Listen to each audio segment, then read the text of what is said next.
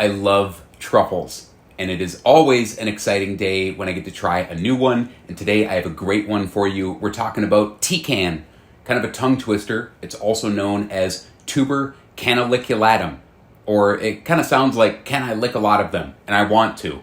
This is an indigenous North American truffle that has this really distinct red peridium or outer skin on it, and this is really hard to come by. I've been wanting to try these for a number of years. Big thanks to my friends Luke and Natalie at Wild Goods for sending some of these over, and there are just not a lot of people that pick them at all. One account that I read back in 2022, someone said that there was only 3 people in all of the United States that knew how to pick them. T.can might also be called the Appalachian truffle, but that can be a little bit confusing because there's another truffle that might sometimes be called the Appalachian truffle, which is called Emea gigantea, and I have a post on those on my website, which my friends at Wild Goods also sent me, and those are different because they are in a different genera. They're in the genera Emea, and those taste a little bit like cheese. They have this cheesy aroma with some truffle in the background, and they're also very, very good. I would say they're like just as good as the T.can. By contrast, tuber canaliculatum is in the same family as black truffles and white truffles, which is the genus tuber. And just like those truffles, it has a nice, strong truffle aroma right at the forefront. I've eaten about 10 different types of truffles over the course of my life, and one thing that's really interesting is all of the different flavors that come along with them.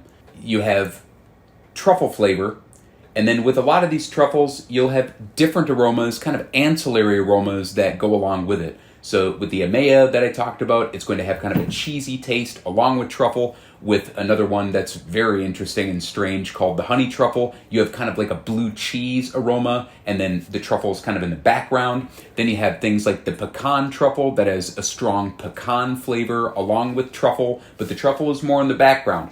One of the great things about T.can is that it has a great, really a pure truffle aroma, and there's not a lot of else going on that's going to detract from that. So let's try some.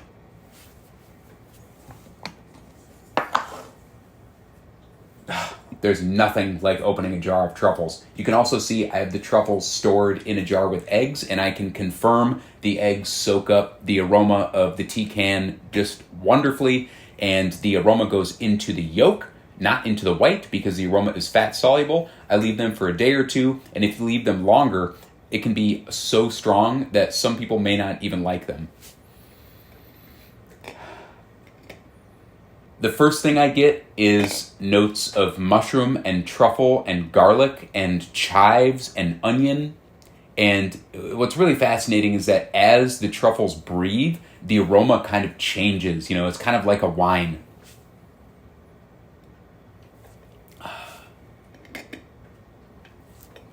One thing that was really interesting, when I first got the truffles and I opened up the container, I thought that they were musty. I thought they were mildewy. And the reason for that is because they'd been in that container, you know, airtight for at least 24 hours. And the smell was so strong that it can smell completely different than what they do, how they do right now. So that's just so fascinating. As the truffles breathe, the aroma will change and kind of open up and develop and show you different things. Now let's try a little piece. I just love the red color on these. So I'll just take a thin little slice, put those back in the jar, little tiny pinch of salt. Okay, yeah, so the first thing that I get is a note of garlicky, oniony, allium taste. And that just kind of builds and builds. And then you have truffle kind of surrounding all of that. And then at the end, it's important to keep the truffle in your mouth for a little bit because the flavor is all in the aroma and you need it to go into your sinuses. So I always kind of keep it in my mouth and chew it around and see what happens. But after the notes of garlicky, oniony truffle, there is like this undeniable aroma of cabbage. It's undeniable. And it's good. It's great. It doesn't detract from the truffle flavor at all. It's really cool. Just like other truffles, you don't want to cook these. You basically just put them in raw, put them on something raw, or add them to a dish in at the last minute, or you can use them to infuse things like butter or oil. These truffles taste great. They're delicious. And I think they can compete with the big heavy hitters, the European truffles. But what I think is the most exciting thing about them is that anyone that knows about T.can knows that it's kind of well known for its vigorous mycelium. And that means that this is a truffle that is a prime candidate for cultivation.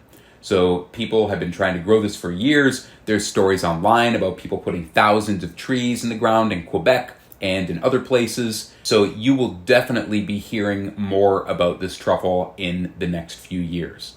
I think that it really could kind of democratize the truffle market and, make it a lot easier for more people to enjoy truffles, because right now the price was about $75 an ounce, which, maybe like $1,200 a pound. So that's comparable, or even maybe a little bit more than black Perigord truffles, which are some of my favorite, some of the best. That price is really due to the market scarcity, and I suspect that once these truffles come to market in a considerable quantity, you're going to see that price drop. And, I would speculate, this is just an educated guess, that they could be like burgundy truffles. So we might be seeing the price come in once they come to market in a sufficient quantity, $400 to $600 a pound or something like that, which, is basically a budget truffle when you compare that with your classic white truffles and black truffles. I think this is a truffle that everyone should be excited about if you're a mushroom hunter, truffle hunter, or if you just like to eat them. And I think it is pretty undeniable that we're going to be hearing a lot more about these in the future.